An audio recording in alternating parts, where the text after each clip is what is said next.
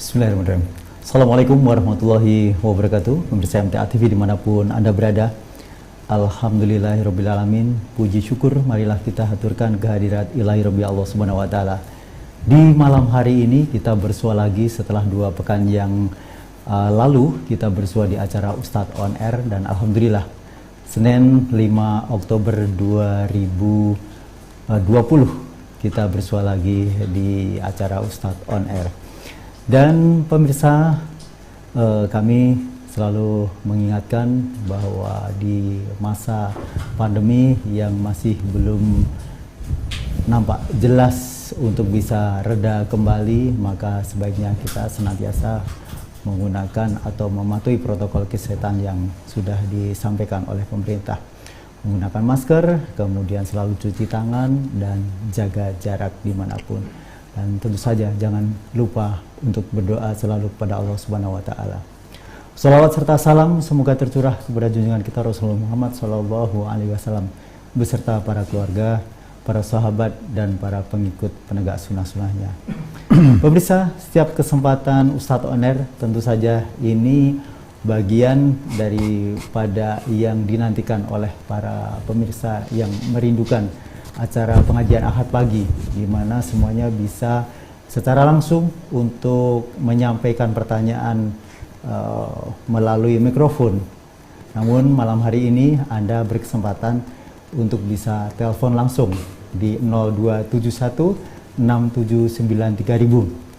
Kemudian SMS, WhatsApp ada di 08112 55 3000.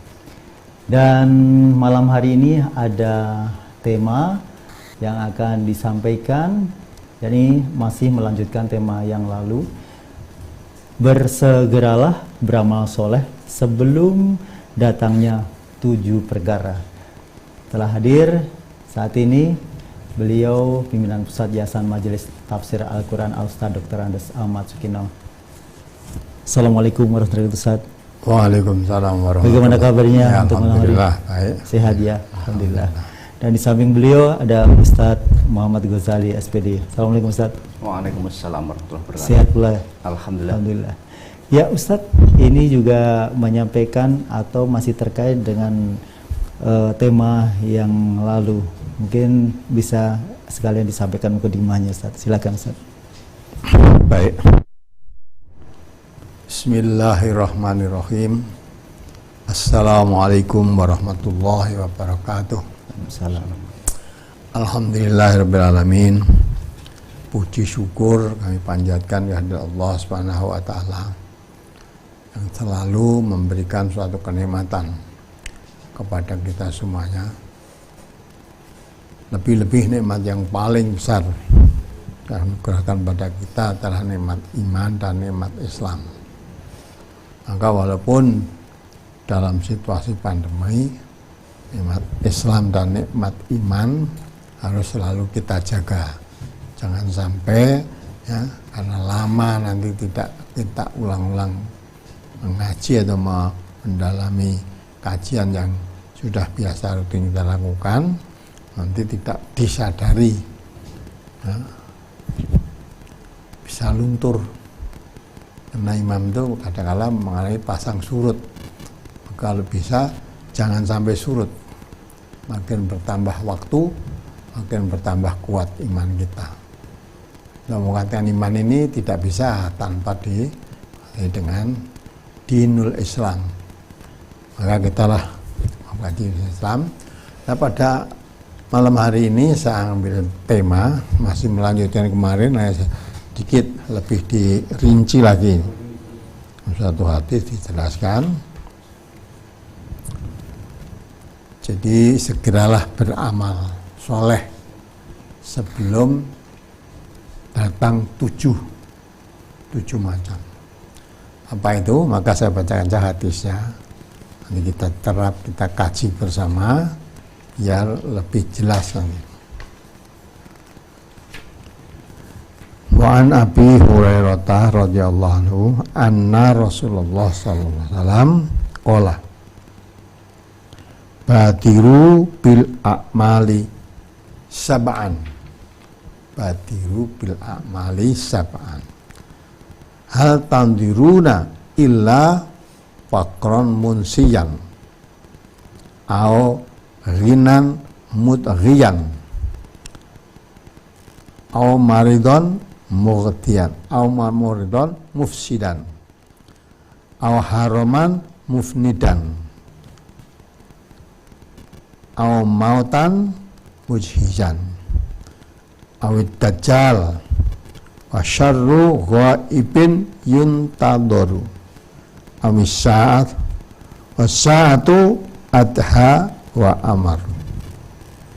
Hadis riwayat Tirmidzi yang artinya dari Abu Hurairah radhiyallahu anhu, Rasulullah SAW bersabda, ya, segeralah beramal kebaikan sebelum kedatangan 7 perkara.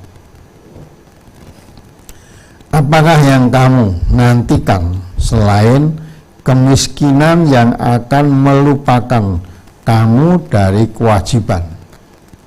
Kemiskinan yang akan melupakan kewajiban. Ya. Maka apakah yang kamu nantikan selain kemiskinan yang akan melupakan kamu dari kewajiban? Atau kekayaan yang akan menimbulkan rasa congkak yang melampaui batas? Atau penyakit yang merusak? Atau tua yang menimbulkan pikun dan habis tenaga? Atau mati yang menghabisi? Atau dajjal? Maka ia sejahat-jahat yang dinantikan. Atau hari kiamat? Dan hari kiamat itu lebih berat dan lebih sukar. Hadis riwayat Tirmidzi. Nah, macam ini memang ya kadang-kadang manusia lengah. Dan ini pun sudah banyak dipesankan, seperti hadis yang sudah lama kita kenal, ightanim khamsan qabla khamsin. Nah kan ya 5 kesempatan sebelum datang 5 kesempitan. Nah ini 7 yang akan datang. Segera beramal soleh sebelum kedatangan 7 perkara ini. 7 perkara ini Rasulullah mengatakan ya, apalagi yang dinantikan selain kemiskinan yang akan melupakan kamu dari kewajiban. Ya, orang miskin kadang-kala melupakan kewajiban. Maka ada ya, mengolahan ada fakru ayyakuna kufro. Ya. Jadi ada kalanya kefakiran itu menjadikan seseorang menjadi kekafiran. Jadi kafir asalnya disebabkan oleh fakir. Nah, karena fakir kadang-kadang menimbulkan kewajiban, melupakan kewajiban-kewajiban karena dilanda kefakirannya. Ya, satu tadi ya. Atau kekayaan yang akan menimbulkan rasa congkak. Kekayaan menimbulkan rasa congkak, ya tadi fakir dengan kewajiban. Nah, kalau kaya menimbulkan rasa congkak dan rasa di samping rasa congkak itu rasa yang melampaui batas. Karena mau berbuat apa saja dengan kekayaannya itu bisa. Maka kadang-kadang tidak terkendali, melampaui batas. Ya, melampaui batas. Jadi tidak syukur. Ya. Atau sakit. Atau penyakit yang menimbulkan kerusakan, ya sakit tadi menimbulkan rusak, badan kita banyak sakit ya rusak. Maka itu di samping kekayaan melampaui batas juga tidak menguntungkan, apalagi dengan kekayaan menjadi orang congkak, ya sombong. atau penyakit yang merusak. Ketiga. Selanjutnya atau tua yang menimbulkan pikun dan hilang tenaga. Maka Nabi Hussein gunakan masa mudamu sebelum masa tua. Ya, walaupun masa tua masih kita hidup, tenaga kurang, lemah, tenaga kurang, maka menghilangkan tenaga. Kadangkala timbul kepikunan, apa yang dulu dimengerti jadi tidak mengerti. Ya, pikun. Jadi bukan gila ya, pikun. Ya, seperti pikirannya sudah ya seperti tidak terkontrol. Dari dulunya mengerti jadi lupa, mudah lupa. Yang tua sampai pikun ya menyebabkan semacam itu. Di samping itu jelas habis tenaga itu pasti, orang tua itu tenaganya tidak seperti ketika muda. Maka mumpung muda, biasanya masih memungkinkan banyak-banyak amal. Nanti kalau sudah tua, walaupun kamu menghendaki banyak berbuat amal, keinginannya masih, tapi tenaganya sudah tidak memungkinkan. Nah, atau kamu menunggu mati yang akan menghabisi segala kesenangan. Dah mati sudah, segala kesenangan yang dimiliki habis sudah. Tidak ada gunanya kekayaan yang kita miliki kalau kita sudah mati dan tidak ada gunanya. Apa itu yang kita tunggu? Tidak segera beramal, nunggu mati ya. Padahal kalau sudah mati tidak bisa beramal. Maka Rasulullah pesan segera beramal belum mati. Ya. Segera beramal ketika sehat. Ya. Sehataka qabla saqamik. Ya. Mumpung sehat sebelum datang sakit. Wahayata qabla mautik. Jika hidup beramal belum mati, ya, mumpung hidup ya apa yang dilakukan menurut tenaganya. Sudah tua ya sudah tenaga lemah ya apa yang dikerjakan. Jangan sampai masih tenaga lemah, udah lupa, masih mau belum beramal, menunggu mati. Kalau mati ini sudah tidak bisa berbuat apa-apa, menghabisi segala kesenangan. Atau kita menunggu datangnya Dajjal yang akan merusak. Maka dikatakan itu ya sejahat-jahat yang dinantikan. Dajjal itu sejahat-jahat yang dinantikan. Atau hari kiamat. Kiamat itu sangat berat. Ya, hari yang sangat berat dan sangat sukar hari kiamat. Nah, 7 perkara inilah diingatkan oleh Rasulullah supaya kita segera beramal, jangan sampai kita menyesal. Ya, jika muda tidak banyak digunakan untuk bermanfaat, padahal memungkinkan, tenaga masih memungkinkan, ingatan pun masih kuat juga, karena sudah lemah, rusak, karena sakit, jadi lupa, fisiknya pun sudah tidak sekuat ketika masih muda, baru mau beramal. Ya. Sebanyak-banyak beramal orang yang sakit tentu tidak bisa sebanyak ketika sehat. Banyak-banyak orang beramal ketika sudah tua tentu tidak bisa berbuat sebanyak ketika masih muda. Maka jangan disia-siakan. Ya, kesempatan, kesempitan, dan kesehatan juga. Yang terakhir kehidupan. Nah, apa nunggu? Kalau sudah hidup karena sudah tua, sudah lemah kuatan, sudah tidak usah beramal juga, nunggu aja nanti kalau Dajjal sudah datang. Nah, Dajjal datang itu seburuk-buruk yang kita nantikan. Allah Dajjal kemarin sudah dibahas. Ya, waktu brosur di akad tadi ya, hidup sesudah mati atau tanda-tanda datangnya kiamat dah. Masuk Dajjal itu akan datang.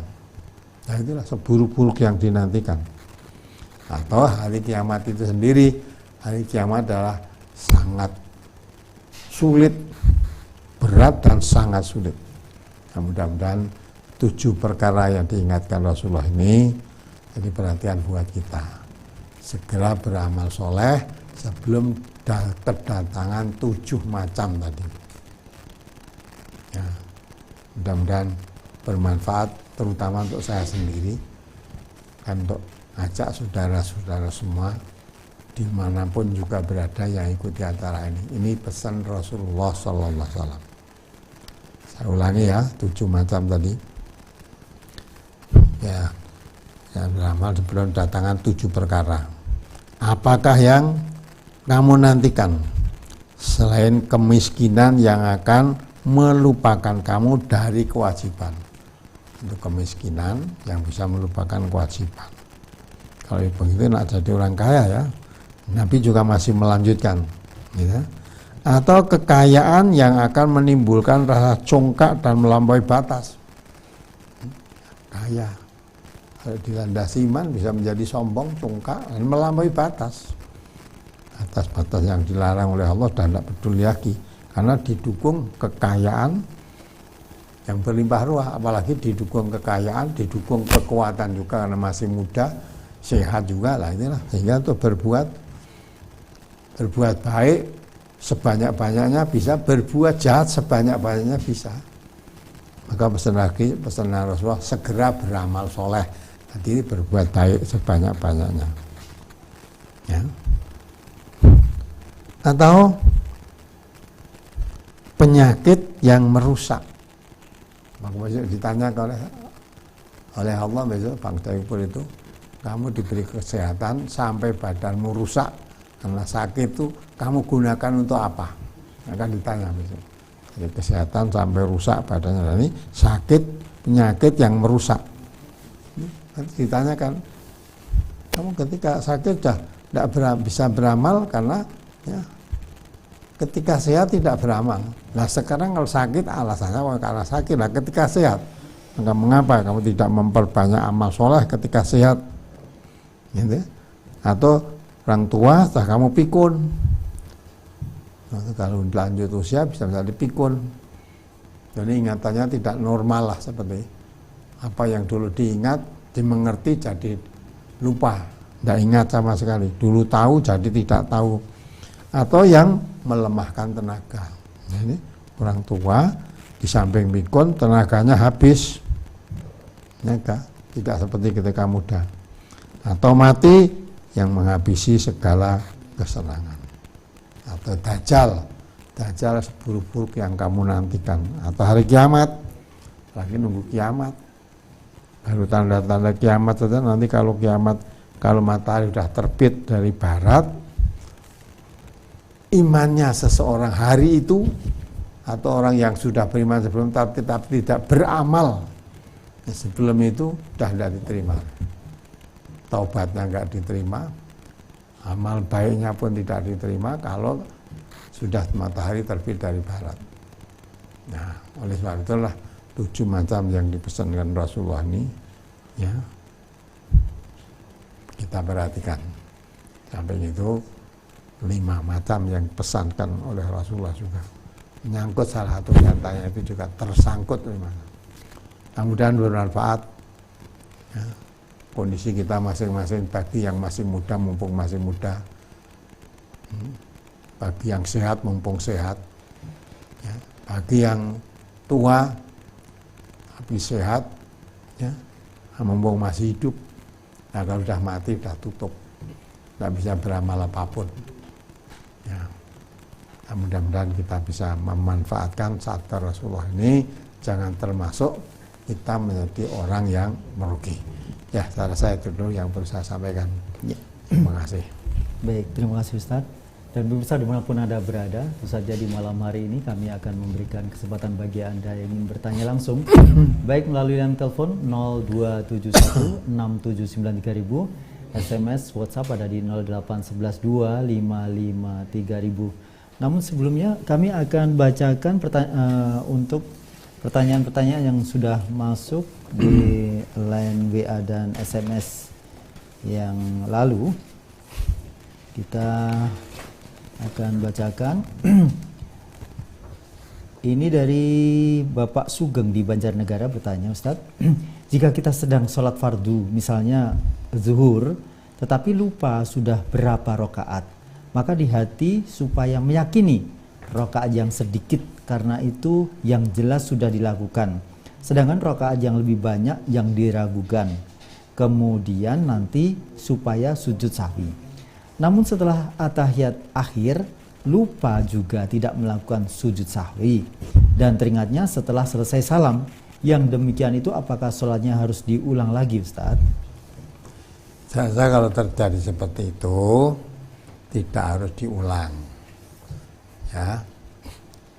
Jadi apa yang kamu lakukan yang betul, nanti mengambil rekaat yang sedikit sudah betul. Nah, terus ada lupa, ternyata sudah salam, lupa ada yang ketinggalan tadi. Ya kalau sudah lupa, ya, kalau memang kurang rekaat, ya setelah ingat rekaatnya kurang berapa, diteruskan, disambung langsung. Misalnya sholat maghrib atau sholat isya lah, baru 3 rakaat dah salam, ya karena lupa tadi. Atau ada ingat-ingat, ya tadi sudah mengambil yang sedikit boleh, betul. Jadi setelah salam baru ingat. Nah, setelah ingatilah kamu sujud sahwi. Karena sujud sahwi itu boleh dilakukan setelah orang salam. Ya, orang salam baru boleh sujud sahwi. Nah, untuk itu saya rasa saudara, ya kalau ingin mengetahui secara detail banyak, ya, bisa beli kumpulan brosur, ya zakat pagi itu, ya yang mengenai itulah sujud karena lupa tadi, termasuk sujud sahwi dengan segala dalilnya sudah ada di sana dan diterangkan dengan jelas, tinggal beli saja lah, beli itu lah nanti nah, kalau ini andai kata saya bacakan ya besok udah lupa. Kalau punya sendiri kan nanti udah tinggal buka lagi. Nah, maka ini gila brosur kumpulan pagi itu, nanti di situ sudah tertangkap, tanya kepada di kantor pusat sana mengenai apa yang kamu tanyakan ini, brosur tahun berapa, bab apa, nanti di sana sudah ada. Nah, saya itu anjuran saya. Ya. Baik, kemudian pertanyaan berikutnya, ini saya tidak ada nama pengirimnya ini ya. Dari nomor 0857 36 100 sekian. Apakah sama tata cara mandi junub antara laki-laki dengan perempuan itu, Ustaz? Sama, prinsipnya mandi junub laki dan perempuan itu sama. Hanya kalau perempuan ada rukhsah, ada keringanan. Kalau laki-laki, ya, tapi itu belum mandi kan, itu dulu. Kemudian memasuki kedua tangannya ini dimasukkan di pangkal-pangkal tumbuhnya rambut ini sampai merata betul, ya. Dengan dua tangannya dibasahi terus sampai tumbuhnya rambut ini merata. Nah, kira-kira tumbuh rambut merasa semua, dah pangkal-pangkal rambut tadi sudah terbasahi, baru menyiramkan air ke seluruh tubuhnya, itu laki-laki. Jadi prinsipnya semuanya harus terbasahi. Tapi kalau pria tidak, kalau laki-laki, kalau perempuan tidak. Perempuan itu, ya ada zaman Rasulullah, ya saya tanya, apakah wanita kalau mandi janabat atau mandi haid malah ya, itu harus meratakan air seluruhnya? Oh, Nabi menjelaskan. Bagi orang yang yang rambutnya di kelabang, kalau zaman Rasulullah ya sudah ada rambutnya di kelabang. Ya.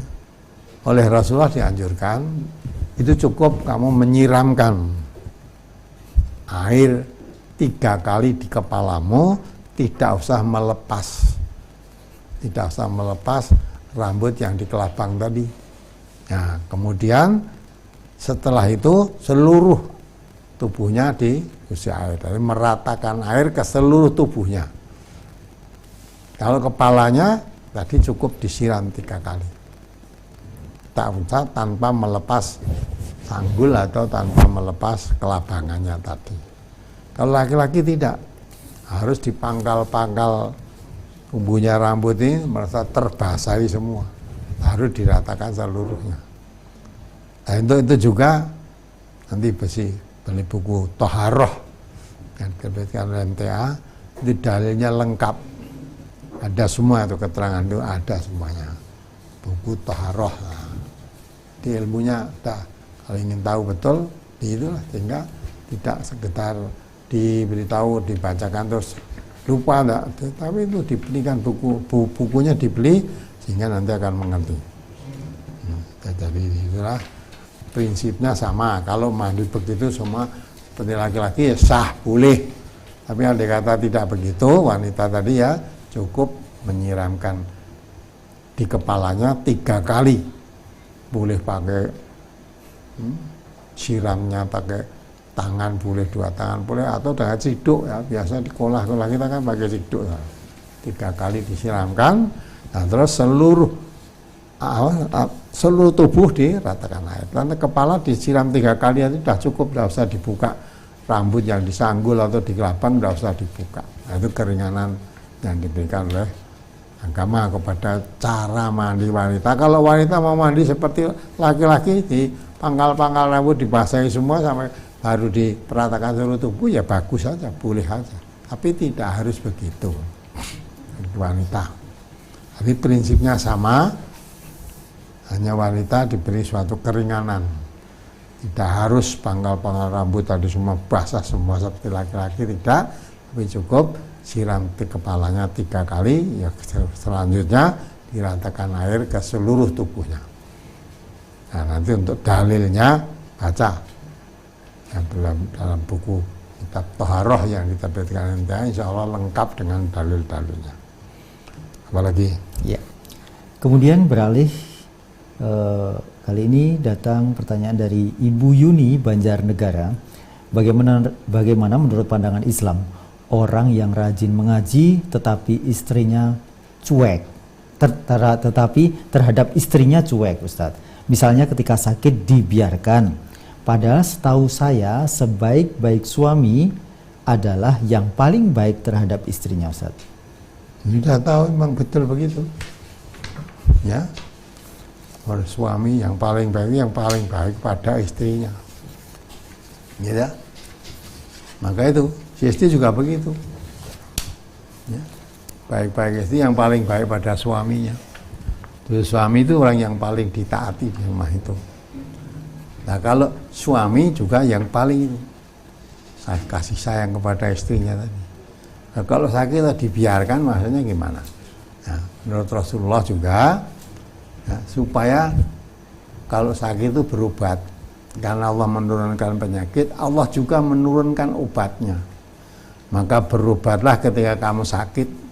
Nanti Allah kalau memberikan kecocokan antara obat dan sakitnya sembuh, maka berobat pada ahlinya, pada ahli pengobatan, jangan kepada dukun, ya, apalagi ke dukun, ya, terus bawa ke itu Mbah Margon Roko, ya apalagi pada ahlinya, berobatnya kepada dokter yang mempelajari, atau paling tidak pada menteri kesehatan yang mempelajari memang penyakit dan mempelajari obat-obat penyakitnya.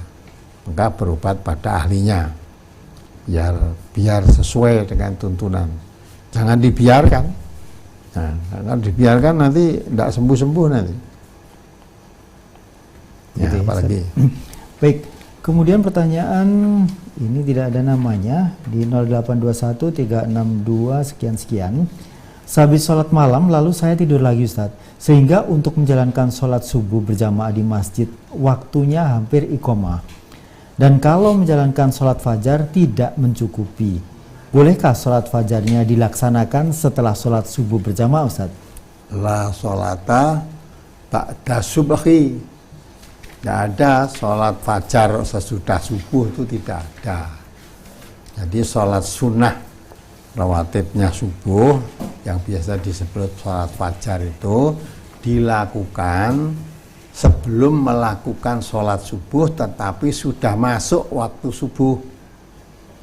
Sudah masuk waktu subuh, belum melakukan sholat subuh, maka ada waktu kesempatan sholat sunnah.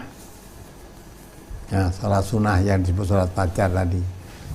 Nah, kalau sholat fajarnya sudah mepet, sholat subuhnya sudah mepet, waktu sholat fajar sudah habis, ya sudah, wong itu sunnah. Kalau kamu tidak kerjakan tidak dosa. Tapi kalau subuh habis, kamu gunakan subuh aja dah mepet, kalau malah kamu tinggalkan subuhnya dosa nanti. Ya, maka ya saat itulah sholat fajar tidak usah dikerjakan, itu sunnah. Kalau memang tidak ada, tapi kalau memang menginginkan mendapat nilai sholat fajar, karena raqatul fajri khairum minad dunya wa ma fiha, kata Nabi begitu. Ya. 2 rakaat sholat fajar itu, kata Nabi, lebih baik daripada dunia seisinya. Nah, makanya kalau tidak dilakukan kan iman-iman. Ya. Tapi sholat itu kita mau kuta, ada waktu-waktu yang sudah ditentukan. Nah, termasuk sholat fajar itu kalau sudah melakukan sholat subuh, waktunya sudah habis. Tidak ada waktu sudah sholat subuh kok sholat fajar. Sholat fajar itu dikerjakan sebelum melakukan sholat subuh, tapi waktunya sudah waktu subuh. Nah, kalau Anda waktu subuh sudah mepet, menunggu sholat fajar saya habis, ya sudah subuhnya. Fajarnya tidak dapat sholat fajar, tapi subuhnya tetap diketahui subuh. Nah, kalau ingin dapat sholat fajar, juga dapat sholat subuh, besok lagi bangunnya jangan kesiangan. Ya, kalau bangunnya saja kesiangan, sudah mau sholat subuh aja sudah hampir habis, ya apalagi mau sholat fajar kan. Maka diutamakan wajibnya tadi. Nah, yang penting jangan sampai terulang kembali. Maka besok saya akan berusaha melakukan sholat fajar dan bisa melakukan sholat subuh berjamaah.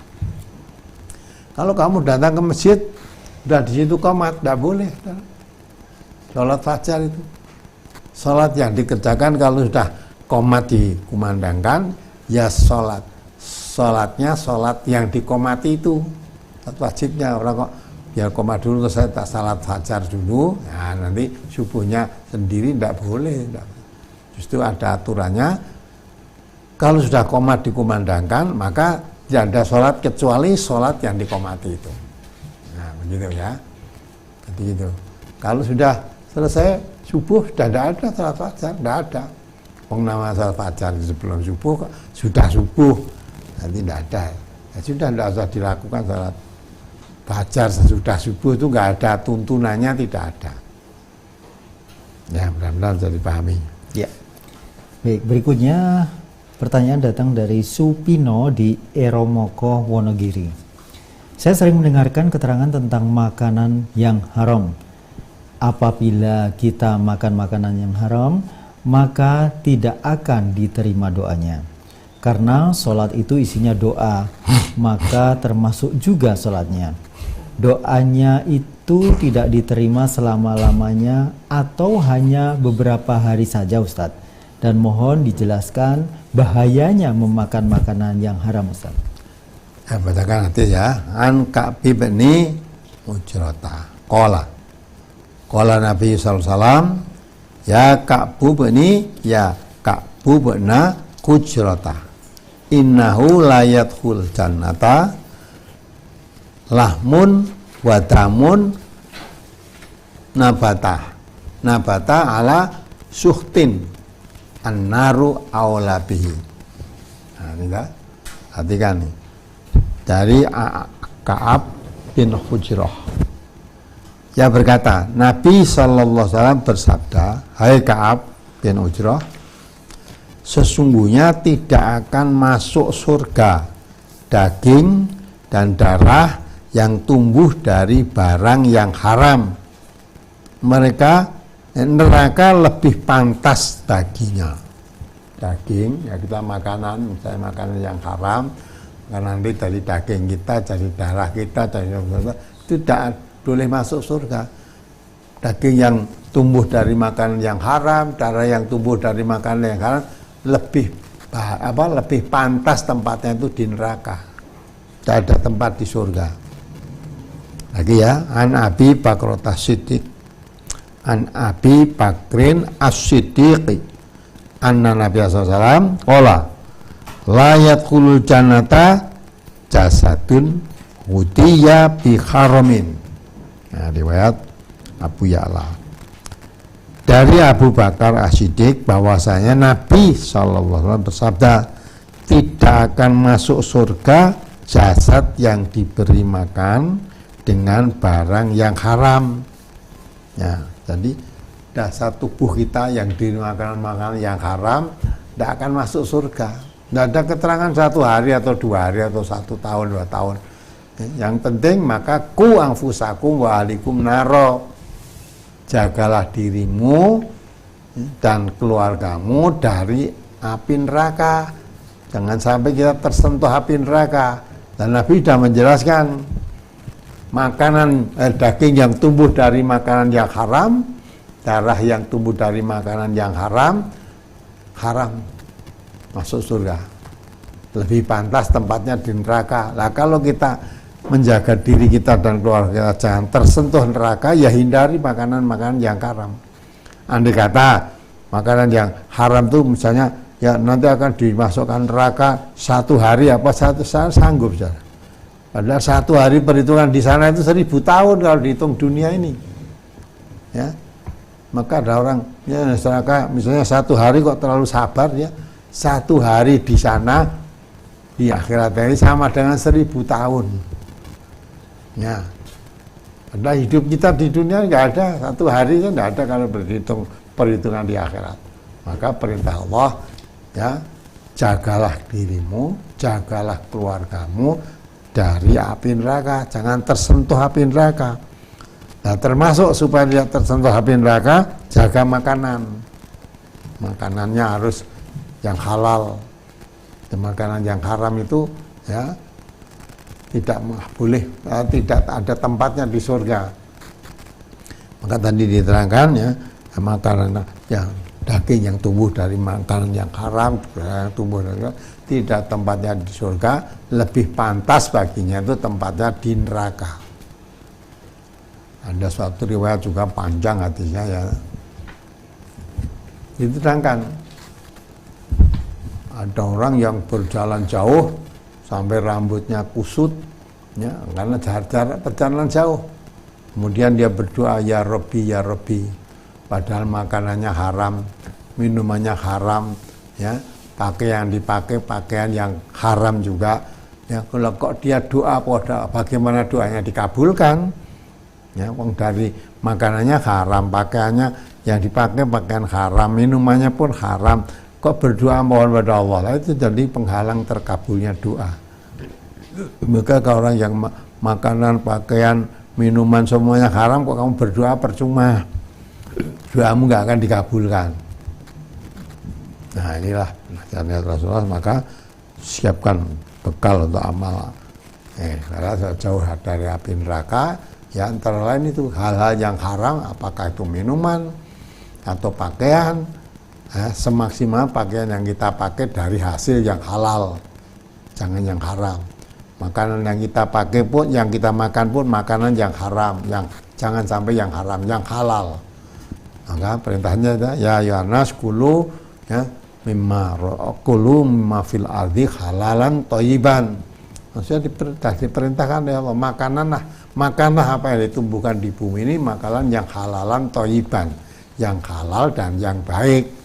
Wala tattabi'u khutuwati syaitan ya innahu lakum aduwwum mubin. Jangan terperdaya, jangan ikut-ikut perbuatan setan. Kalau setan itu tidak kenal halal haram, pokoknya mau dah makan. Nah kalau kita makan makanan yang haram berarti terperdaya dengan perbuatan setan. Setan itu musuhmu yang nyata. Jadi kalau kita makan makanan yang haram-haram itu berarti kompromi dengan setan.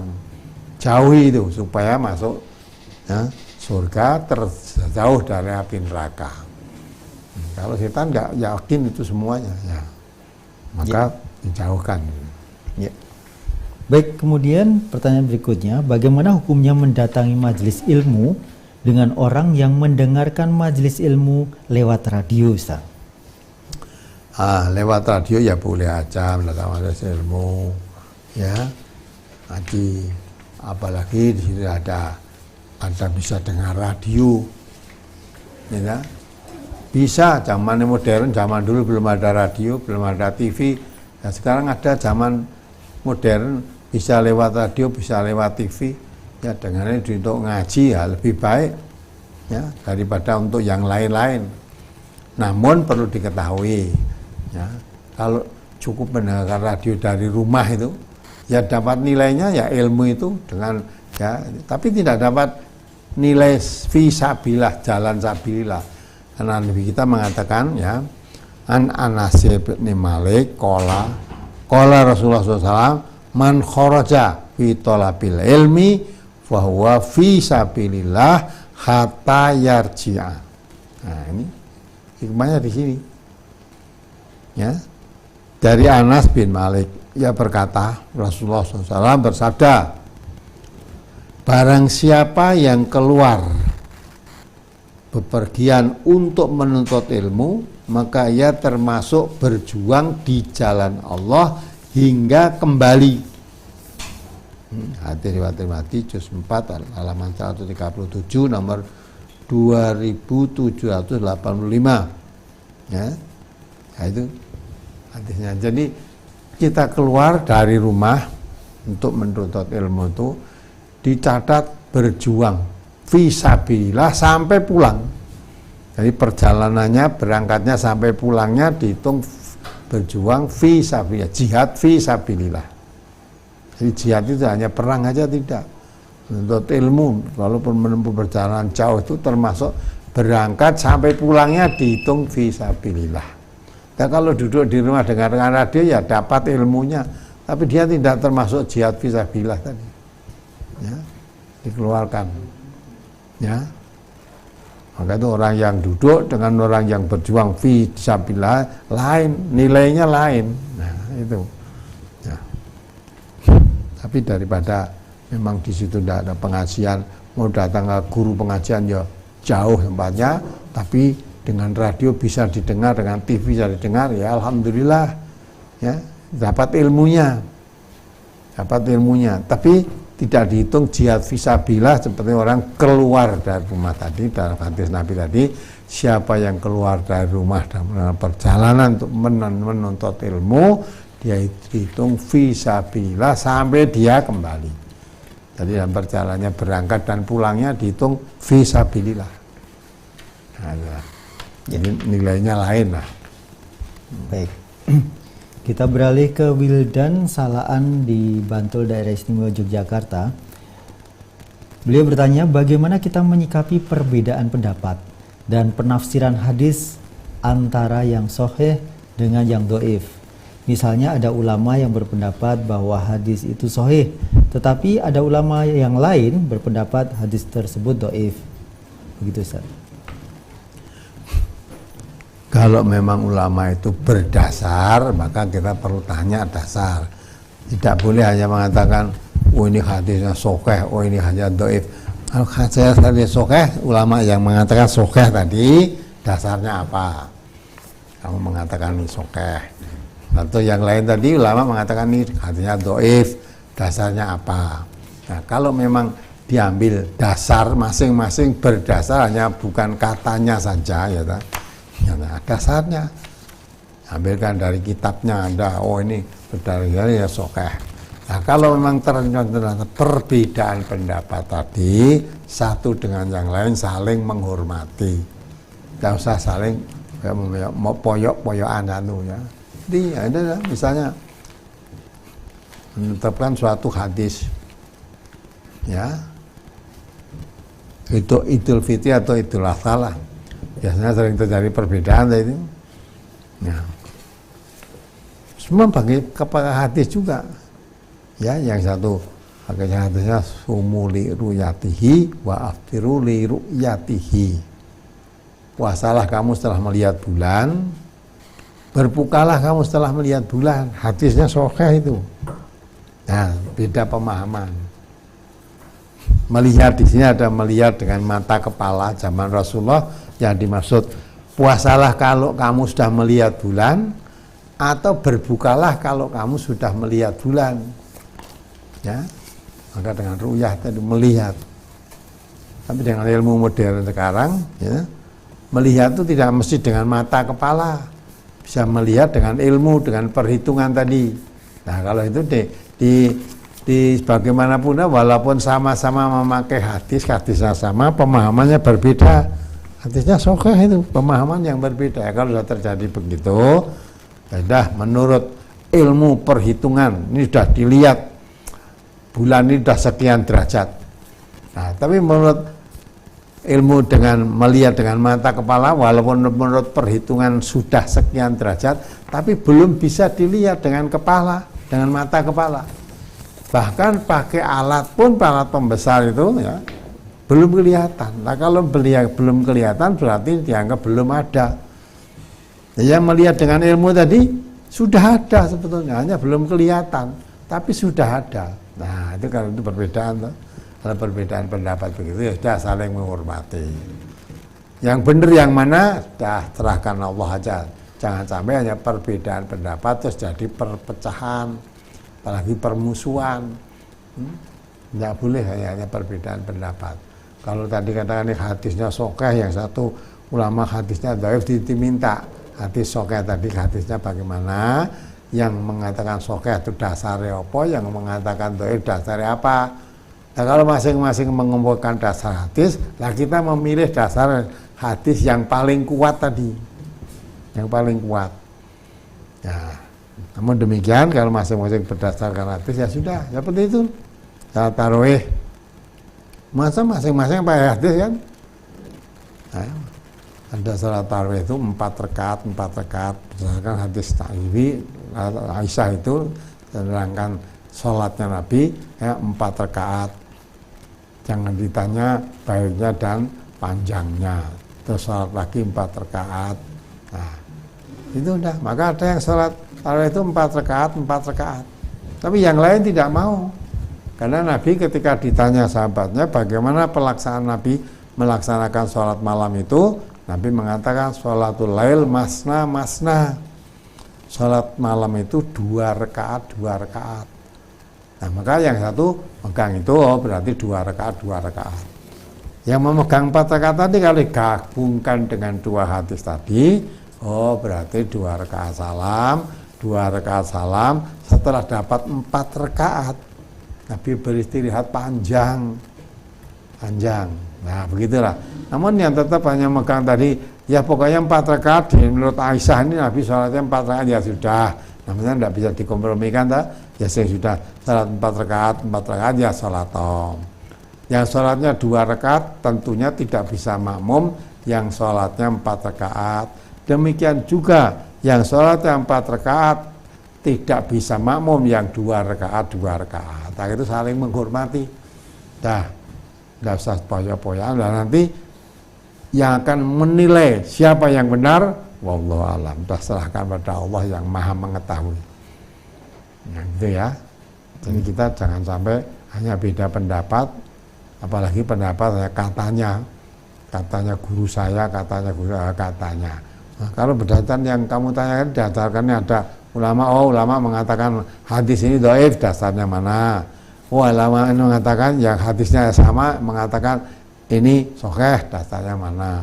Di antara ulama yang mengatakan dhaif dan ulama yang mengatakan sahih tadi, dilihat derajat hadisnya kuat yang mana. Nah, itulah. Sudah itu dah serahkan pada Allah. Siapa yang benar, siapa yang salah, Allah yang lebih mengetahui. Yang penting jangan sampai kita merasa diri kita yang paling benar, yang pendapat kita yang paling benar, terus meremehkan yang lain, jangan. Ya, terus kalau kita asal berdasarkan melaksanaan ibadah itu, asal berdasarkan hadis. Nah, yang melaksanakan 4 rakaat tadi juga berdasarkan hadis kan. Yang melaksanakan 2 rakaat juga berdasarkan hadis. Hanya yang 2 rakaat tadi, 2 hadis tadi digabungkan, berarti begini. Ya. Yang 4 rakaat sudah dapatnya hadis itu dilaksanakan itu, sudah. Sekarang 4 rakaat itu. Ya, sudah kalau begitu dah wallahu alam. Terserah. Ya, enggak usah paling benar, terus apalagi terjadi perpecahan, beda pendapat.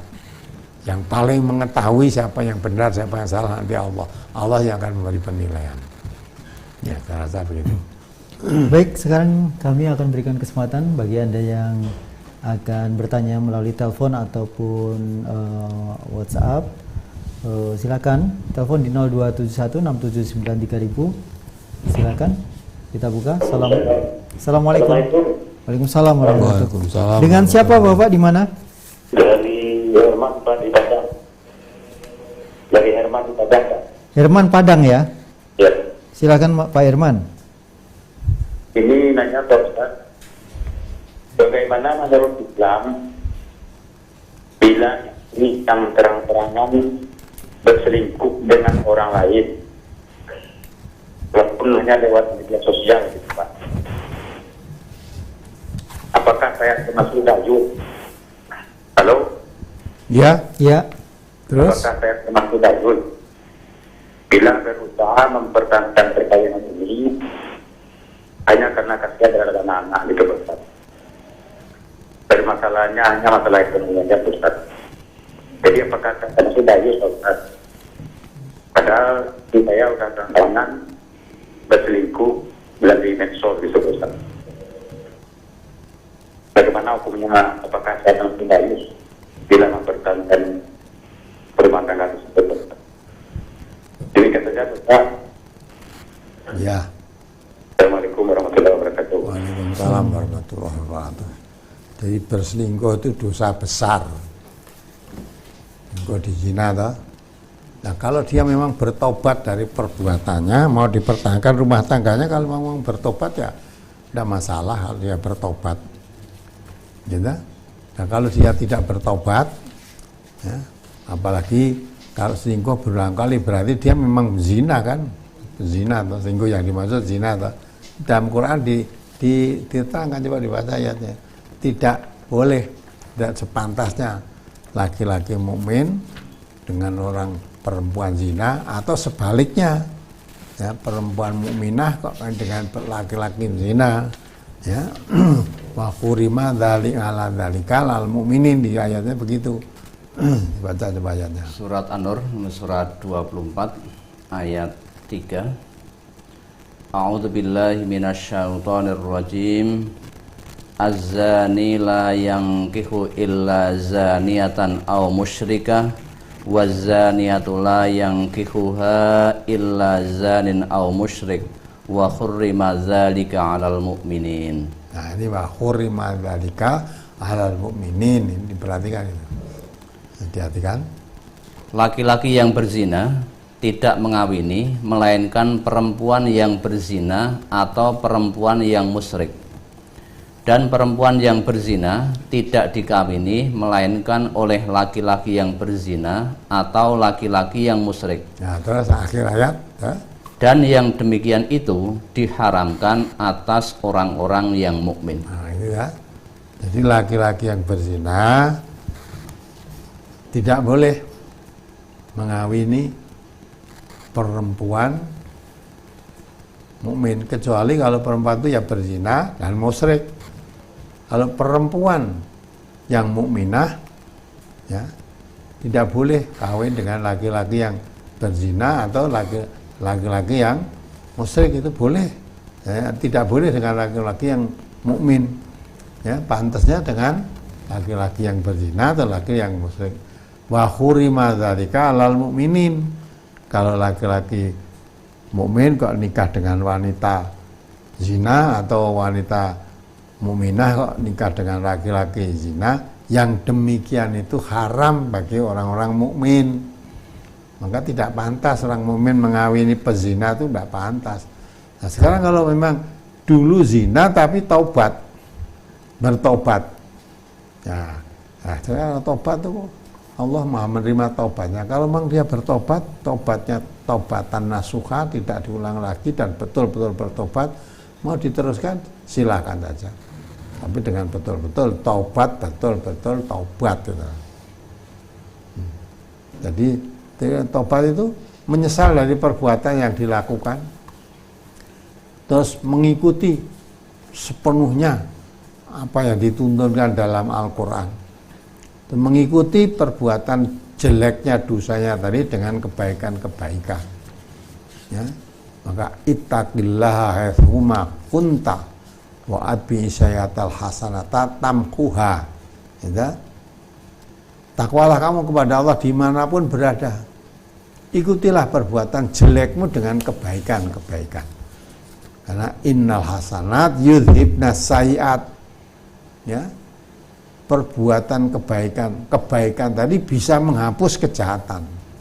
Artinya setelah berbuat zina itu bertobat betul, terus untuk menghilangi, untuk menutupi perbuatan dosanya tadi diperbanyak kebaikan-kebaikan.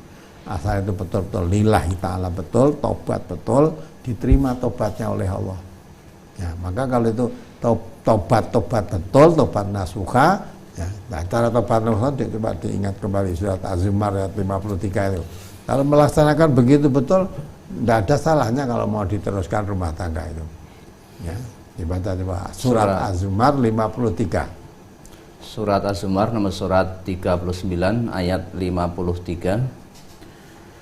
Qul ya ibadiyalladzina asrafu ala anfusihim la taqnatu mir rahmatillah innallaha yaghfirudz dzunuba jami'a innahu huwal ghafurur rahim. Ya, sampai dulu. Katakanlah, hai hamba-hambaku yang melampaui batas terhadap diri mereka sendiri, janganlah kamu berputus asa dari rahmat Allah. Sesungguhnya Allah mengampuni dosa-dosa semuanya. Sesungguhnya Dialah yang Maha Pengampun lagi Maha Penyayang. Nah, ini lah. Orang hambaku yang sudah terlanjur selingkuh tadi misalnya, terus putus asa, atau jangan bunuh diri. Oh, jangan putus asa dari rahmat Allah. Allah innallaha yaghfiru dzunuba jami'an. Allah mengampuni dosa-dosamu semuanya. Ya. Maka jangan putus asa. Terus caranya bagaimana? Ayat berikutnya. Wa anibu ila rabbikum wa aslimu lahu min qabli ayyatiyakumul azabu summa la tunsarun. Ya. Dan kembalilah kamu kepada Tuhanmu dan berserah dirilah kepadanya sebelum datang azab kepadamu, kemudian kamu tidak dapat ditolong lagi. Ya, tak? Segera bertobat kembali. Kalau tadi menyimpang dari tuntunan Allah sehingga berbuat selingkuh tadi, segera kembali ke jalan Allah. Ya, jalan Allah, mengikuti dengan sebaik-baiknya apa yang diturunkan Allah kepadamu, yaitu Al-Quran. Mengikuti sebaik-baiknya. Yang tobat itu mengikuti sebaik-baiknya Al-Quran yang diturunkan oleh Allah. Oh, ternyata selingkuh itu dosa besar. Ya, dosa. Nah, kalau tahu sadar itu dosa besar itu, nah dijauhi sejauh-jauhnya.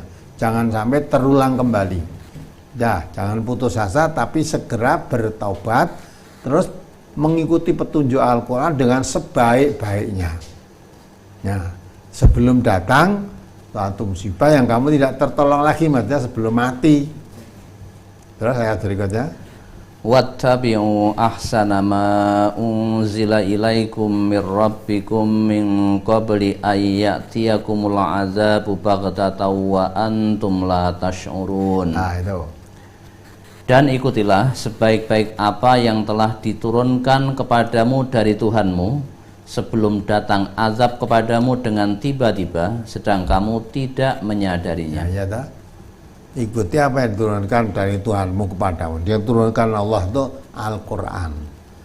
Maka ikuti Al-Quran. Segeralah pasrah bongkar pada Allah dengan mengikuti petunjuk Al-Quran sebaik-baiknya sebelum datang suatu musibah yang kamu tidak menyadari.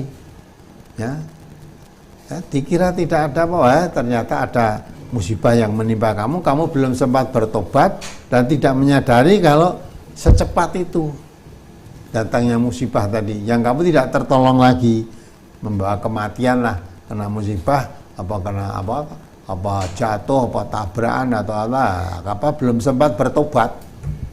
Atau ya, yang maksudnya sebelum datang kematian segera bertobat.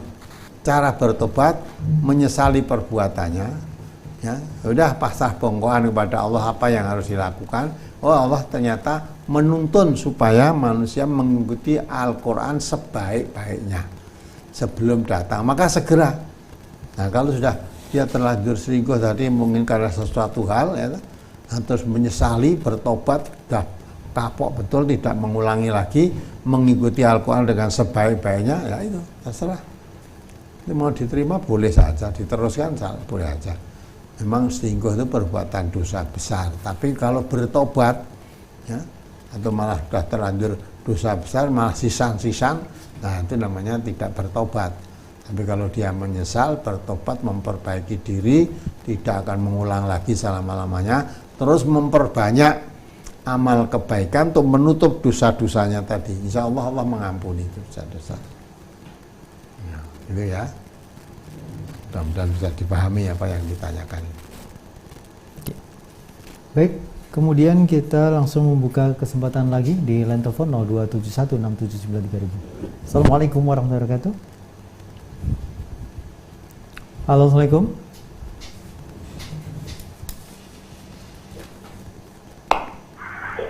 Halo, Assalamualaikum. Waalaikumsalam. Dengan ibu siapa di mana? Ibu Wati di Trenggalek. Ibu Wati di Trenggalek. Ibu Wati di Trenggalek. Silakan Ibu Wati di Trenggalek. Ini saya mau tanya Ibu Wati di Trenggalek. Silakan Ibu, pertanyaannya. Ini saya mau tanya. Saya seorang muslim. Dulu pernah menikah sama orang non muslim. Dulu pernah Ibu mualaf gitu ya? Suaranya kok lebih jelas. Orang non muslim. Dulu non muslim ya, sekarang muslim ya Ibu? Iya. Ya. Terus? Bukan, saya muslim asli. Oh, muslim. Terus dulu menikah dengan orang non muslim. Oh iya, iya, iya. Yang saya tanya, kalau pernikahan udah nggak bisa lagi, kami sudah bisa. Yang saya tanyakan, saya punya anak, saya tinggalkan di sana itu bersama bapaknya. Tidak begitu jelas ya? Yang saya tanyakan, anak saya tinggal dengan bapaknya di sana dan sekarang jadi orang non muslim juga ngikut bapaknya. Nah, itu jelas tanya. Ya. Suaranya putus-putus Ibu. Kurang. Jadi suaranya putus-putus, tidak begitu jelas. Kurang sih. Ini anak saya itu sekarang jadi orang non muslim. Oh, putranya sekarang bukan tidak muslim Ustaz. Jadi ibu ini dulu seorang muslimat, nikah dengan laki-laki yang tidak muslim. Kemudian mempunyai anak. Lah anaknya ikut bapaknya yang tidak muslim itu gitu. Iya, kami sudah bisa. Nah, dia jadi orang muslim tidak mau itu ikut bapaknya yang tidak muslim itu ya. Ya sekarang sudah dewasa. Terus saya ini tidak bisa mengajak dia untuk mengikuti saya sebagai orang muslim. Dia membantah. Terus apa yang harus saya lakukan? Ya. Baik, sudah bisa kami tangkap Ibu? Iya, terima kasih. Assalamualaikum warahmatullahi wabarakatuh. Waalaikumsalam. Apa yang sekarang harus Jadi memang wanita muslimah kawin dengan laki-laki non muslim itu tidak sah. Di Departemen Agama pun sebetulnya ibu itu tidak bisa nikah itu. Kok bisa nikah antara wanita muslimah dengan orang yang beragama lain, kok bisa nikah? Ya gimana itu? Mestinya menurut peraturan undang-undang dari Departemen Agama itu tidak boleh menikahkan orang yang berbeda agama. Misalnya wanita muslimah kawin dengan laki-laki Kristen, itu pemerintah tidak mau menikahkan itu, atau sebaliknya, ya laki-lakinya mukmin, wanitanya yang tidak mukmin, yang wanitanya Kristen atau Hindu atau yang selain Islam, itu tidak boleh menikahkan itu.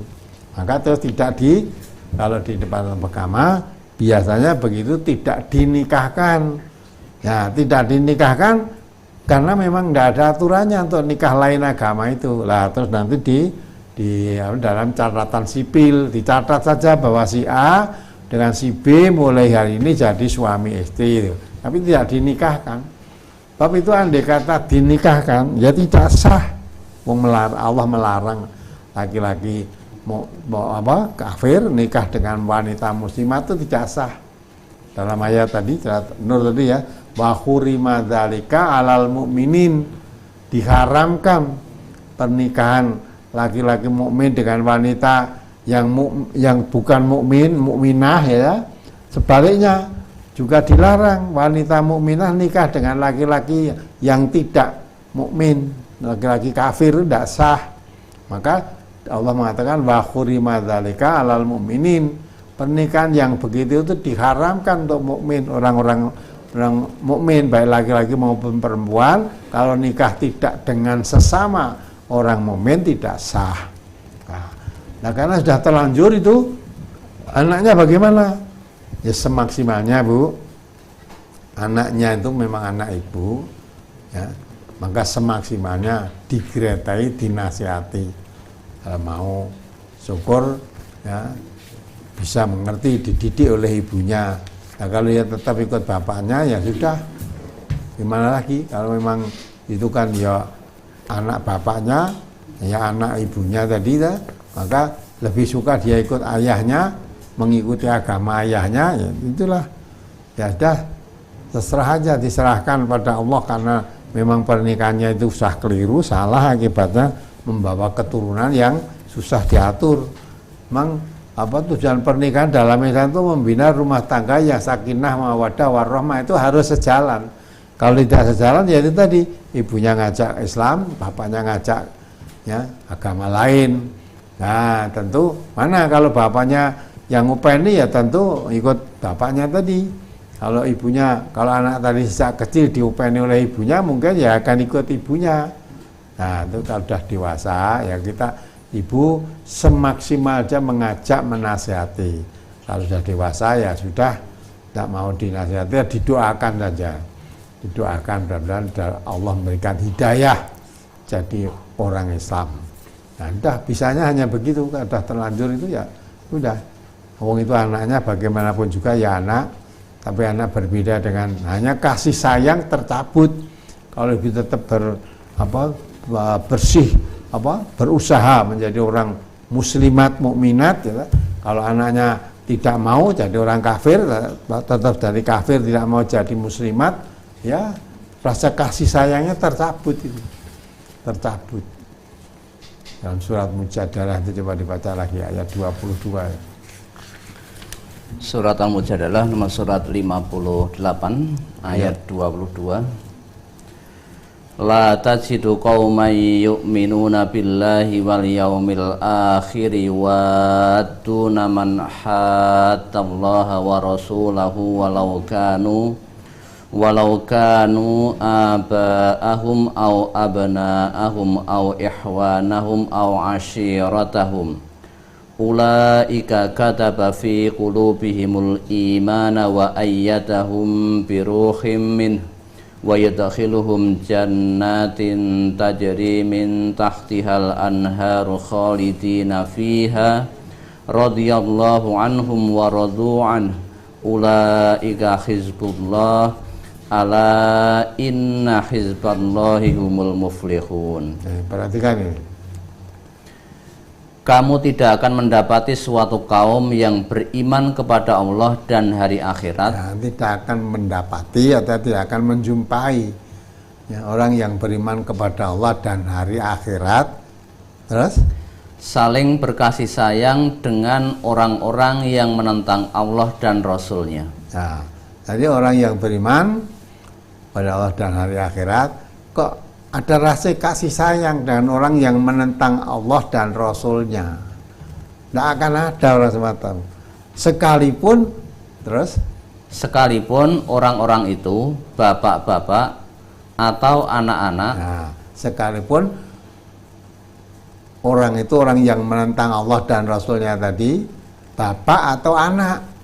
Kalau bapaknya orang Muslim, ya, anaknya dinasihati untuk jadi orang Muslim tidak mau, malah kafir, ya, rasa kasih sayangnya tercabut dari bapaknya. Nah, kalau bapaknya yang kafir, anaknya yang Muslim, ya sudah, bapaknya diajak Muslim ya tidak mau, ya tercabut rasa kasih sayangnya, tercabut.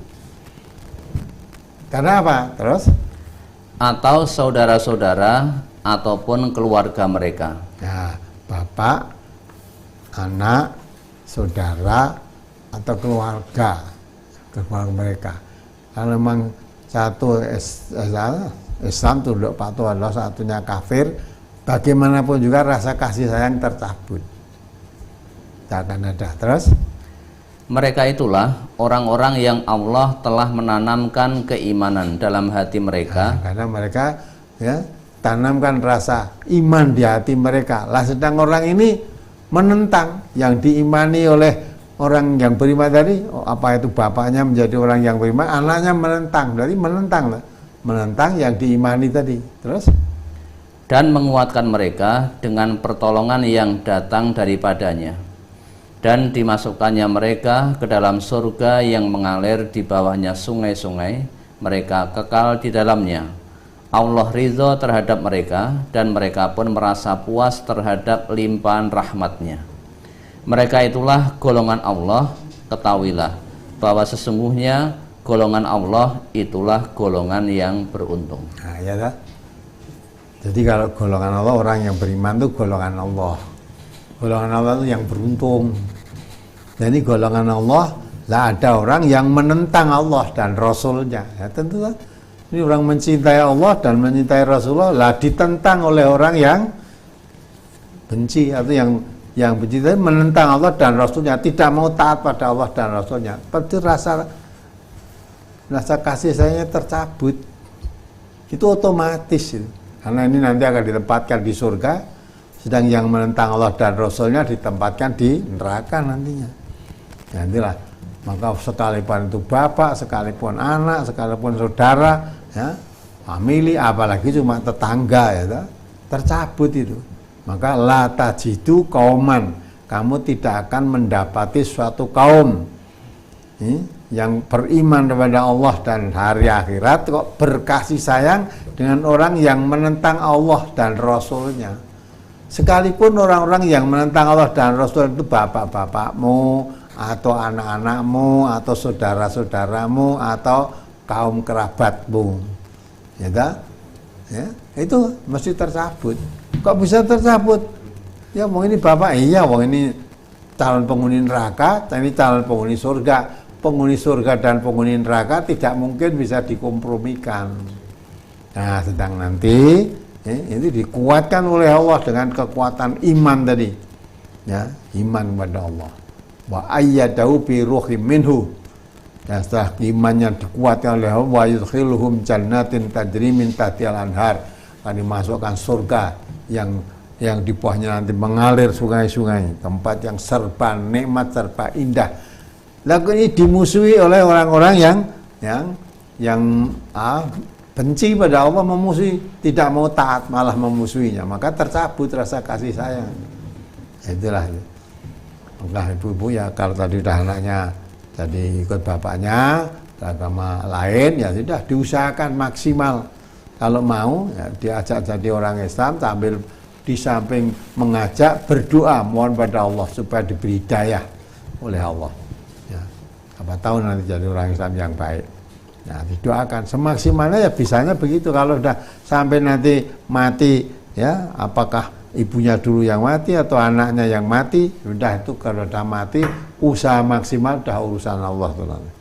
Bagaimana Allah akan memberikan kepada mereka nanti.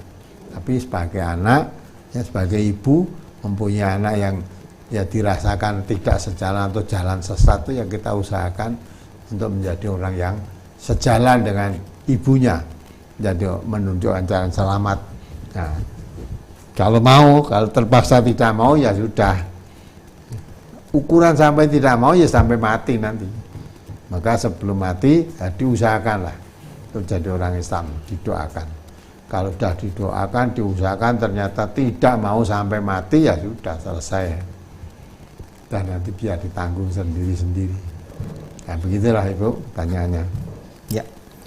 Baik, kita buka kembali untuk line telepon 02716793000. Assalamualaikum warahmatullahi wabarakatuh. Waalaikumsalam warahmatullahi wabarakatuh. Dengan siapa, di mana Bapak? Ferry Pak, dari Kabupaten Semarang. Silakan Mas Ferry. Titipan pertanyaan dari ibu saya, Ustadz. Oh Ya. ya.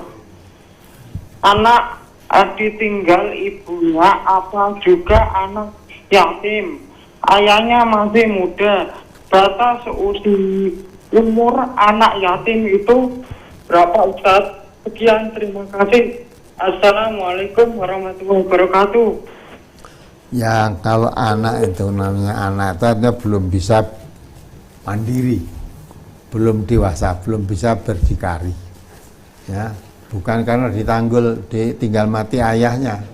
Tinggal mati ayahnya karena anak itu biasa, ayah itu bisa tanggung jawab terhadap anaknya ini, pendidikannya maupun mencukupi kebutuhan hidupnya. Nah, tapi kalau anak sudah dewasa, sudah bisa mencukupi kebutuhan hidupnya sendiri, sudah bisa menanggungnya sendiri, lah itu sudah dewasa. Umurnya seberapa? Ya sudah. Apalagi orangnya sudah mulai, ya istilahnya mulai balik lah, ya, mulai berkewajiban sendiri, menanggung hukum sendiri, sudah bisa mandiri, ya itu. Jadi bukan ukurannya bukan anak ditinggal mati ayahnya. Memang kalau anak ditinggal mati ayahnya, namanya anak kan masih umur di bawah umur, belum bisa mandiri, belum dewasa. Nah kalau anak tadi sudah bisa mencari ekonomi sendiri, bisa apalagi sudah nikah, ya sudah punya anak sendiri juga, sudah bukan yatim lagi, sudah punya anak sendiri kok ya. Ya kalau itu yatim nanti tidak punya ibu, nanti ya sudah. Tidak punya ibu juga, tidak punya, berarti yatim piatu, padahal anaknya itu sudah dewasa, sudah bisa mandiri. Jadi ukuran ini dewasa dan anak itu sudah bisa mandiri, artinya bisa ngurus dirinya sendiri, mencukupi kebutuhan hidupnya sendiri, mencari nafkah sendiri, apalagi sudah mempunyai istri juga. Nah itu sudah dewasa itu. Gitu ya. Ya. Itu Mas Ferry di Kabupaten Semarang. Kemudian di belakangnya Mas Ferry kita buka lagi. Assalamualaikum. Mencari nafkah sendiri, apalagi sudah mempunyai istri juga. Nah itu sudah dewasa itu. Ya. Silakan di belakangnya Mas Ferry. Assalamualaikum. Itu Mas Ferry. Waalaikumsalam. Kemudian di belakangnya Mas Ferry. Baru ya. Mencari nafkah sendiri. Oh, mohon radio atau TV-nya dikecilkan. Ini apakah Pak Samsi ya? Mau dikecilkan? Di belakangnya Mas Ferry. Assalamualaikum Pak Ustadz. Waalaikumsalam warahmatullahi wabarakatuh. Ini saya mau nanya Pak. Ini benar Pak Samsi bukan? Saya menemukan artikel bahwasanya kalau orang mukmin itu kalau ahli surga mau menuju ke surga nanti kalau hari kiamat, katanya melewati sirat secepat kilat. Itu apakah ada hadisnya? Ya, yang nomor 2,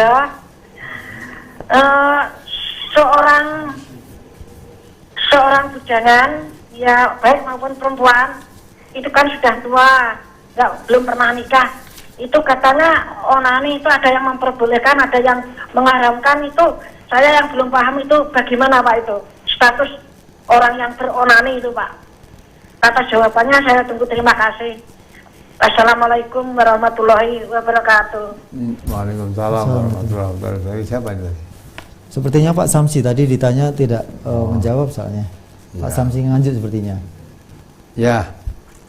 Jadi apa tadi? Ini apa tadi? Sebelum ini tadi nyatat, soalnya tadi saya bertanya itu. Jadi orang yang masuk surga melewati melewati sirat ya. Sirat.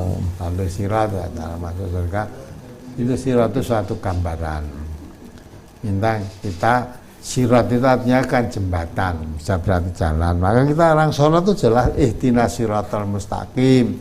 Ya Allah, tunjukkanlah kami ke jalan yang lurus. Udah. Kalau kita sudah menempuh jalan yang lurus melalui sirat pun ya sirat yang lurus, siratal mustaqim tadi. Siratal ladzina an'amta alaihim, seperti jalannya, jadi jalan loh.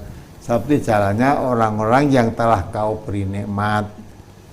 Siapa orang yang telah diberi nikmat itu? Yaitu para nabi, para siddiqin, para syuhada, para sholihin. Ya. Ya syaratnya untuk mengikuti itu, maka wa mayyutillaha wa rasulah wa rasulahu fa ulaika ma'al ladzina an'amallah, ya, minan nabiyyin wa siddiqin wa syuhada wa sholihin. Coba dibaca aja ayatnya, surat 69, Surat An-Nisa. Surat An-Nisa 69. Surat keempat ayat 69. Wa may yuti'illaha war rasula fa ulaika ma'al ladzina an'ama Allahu 'alaihim minan nabiyyin was-siddiqin wasyuhada'i was-sholihin wa hasuna ulaika rafiqa. Dan barang siapa yang mentaati Allah dan Rasulnya, mereka itu akan bersama-sama dengan orang-orang yang dianugerahi nikmat oleh Allah, yaitu nabi-nabi, para siddiqin, orang-orang yang mati syahid, dan orang-orang yang soleh. Dan mereka itulah teman yang sebaik-baiknya. Siapa mereka itu? Orang mentaati Allah dan Rasulnya. Maka melalui sirat pun sudah dijamin oleh Allah masuk surga.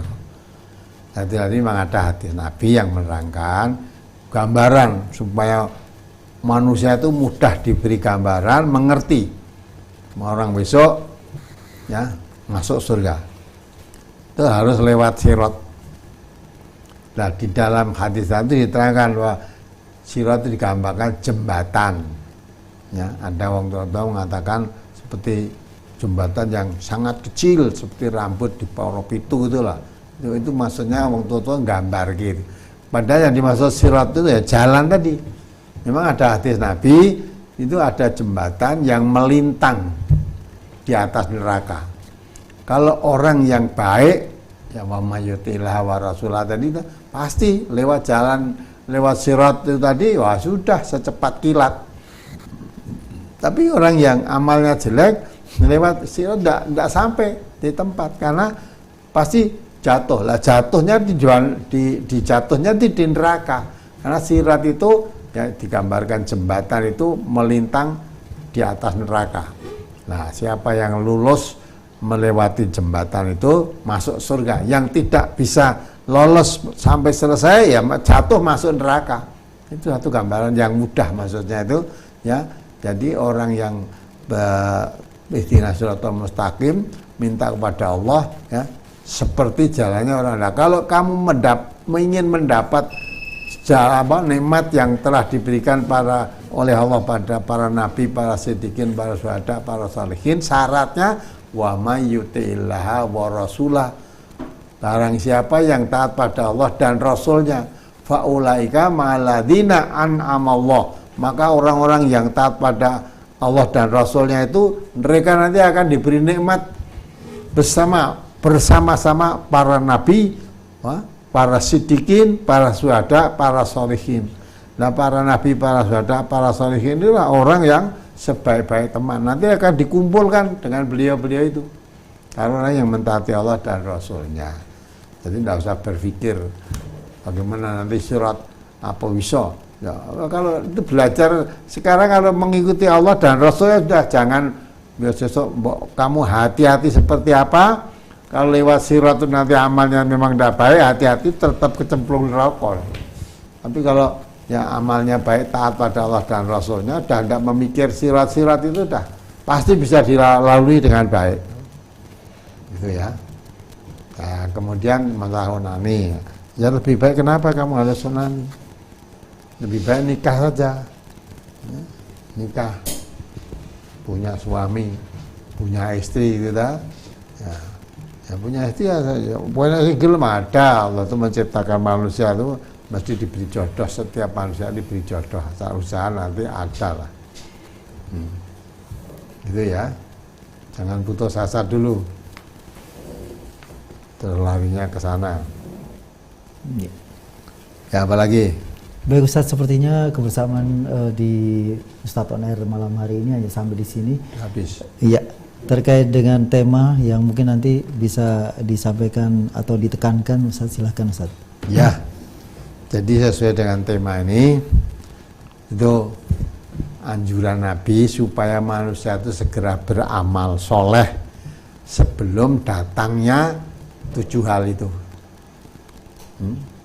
Dan itu sebelum ini Nabi juga berpesan ihtanim khomsan qabla khomsin, gunakan kesempatan 5 sebelum datangnya 5 kesempitan. Sababaka qabla haramin, ketika masa muda sebelum kamu tua.